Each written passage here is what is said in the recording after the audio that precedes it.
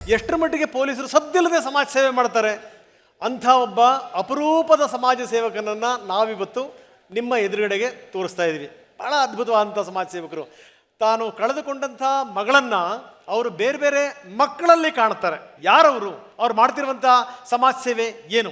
ಸಾಧಕರನ್ನ ಸನ್ಮಾನಿಸುವಂತಹ ಅದ್ಭುತ ಕ್ಷಣಕ್ಕೆ ನಾವೆಲ್ಲರೂ ಕೂಡ ಸಾಕ್ಷಿ ಆಗ್ತಾ ಇದ್ದೀವಿ. ಅವರನ್ನ ಸನ್ಮಾನಿಸಲಿದ್ದಾರೆ ಸಚಿವರಾದ ರಾಮಲಿಂಗಾರೆಡ್ಡಿ ಅವರು, TV9 Kannada managing editor Rahul Chaudhary ಅವರು, ಸಿಟಿ ಪೊಲೀಸ್ ಕಮಿಷನರ್ ಆಗಿರುವಂತಹ ಸೀಮಂತ್ ಕುಮಾರ್ ಸಿಂಗ್ ಅವರು, TP ಗೋವರ್ಧನ್ ಅವರು, ಬಿಸ್ನೆಸ್ ಕೇನ್ಸ್ ಟೆಕ್ನಾಲಜಿ.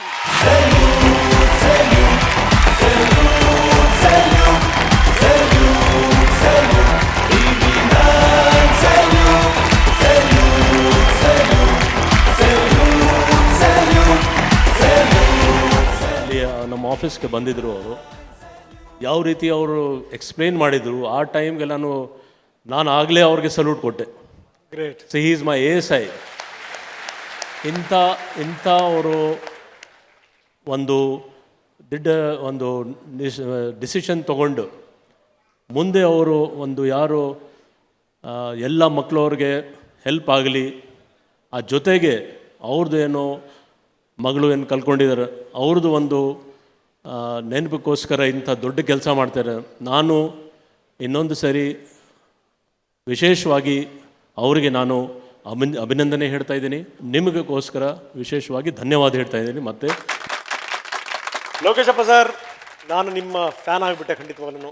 ಎರಡು ಮಾತಾಡಿ ಸರ್ ಪ್ಲೀಸ್. ಮಗಳ ತೀರಿಕೊಂಡಿದ್ದು ಯಾವ ಥರ ಅರಗಿಸ್ಕೋಬೇಕು ಅಂತ ಗೊತ್ತಾಗಲಿಲ್ಲ. ಆದ್ದರಿಂದ ಏನೋ ಒಂದು ಮಾಡಬೇಕು ಅಂತ ನಾನು ನನ್ನ ಪತ್ನಿ ನಿರ್ಧಾರ ಮಾಡಿಬಿಟ್ಟು ಬಡ ಮಕ್ಕಳಿಗೆ ಈಗ ಅವಳಿದ್ದರೆ ಏನೋ ಒಂದು ಮಾಡ್ತಿದ್ವಲ್ಲ, ಓದಿಸ್ತಿದ್ವಲ್ಲ, ಅದೇ ಖರ್ಚನ್ನು ಎಷ್ಟೋ ಜನ ಮಕ್ಕಳು ಬಡ ಮಕ್ಕಳಿಗೆ ಕೊಡಬೇಕು ಅಂತ ನಿರ್ಧಾರ ಮಾಡಿ ಅವಳಿಗೆ 3 ವರ್ಷ ಇತ್ತು. ಅದಕ್ಕೋಸ್ಕರ ಪ್ರತಿ ವರ್ಷ ನನ್ನ 3 ತಿಂಗಳ ಸಂಬಳನ ಬಡ ಮಕ್ಕಳ ವಿದ್ಯಾಭ್ಯಾಸಕ್ಕೆ ನಾನು ಖರ್ಚು ಮಾಡ್ತಾಯಿದ್ದೀನಿ. ಪೊಲೀಸ್ ಇಲಾಖೆಯಲ್ಲಿ ಇದ್ಕೊಂಡು ಇಂಥ ಕೆಲಸ ಮಾಡೋಕ್ಕೆ ಒಂದು ಹೆಮ್ಮೆ ಅಂತ ಅನಿಸುತ್ತೆ. ನನ್ನ ಪತ್ನಿ ಸಹ ಅದಕ್ಕೆ ಕೈ ಜೋಡಿಸ್ತಾ ಇದ್ದಾರೆ.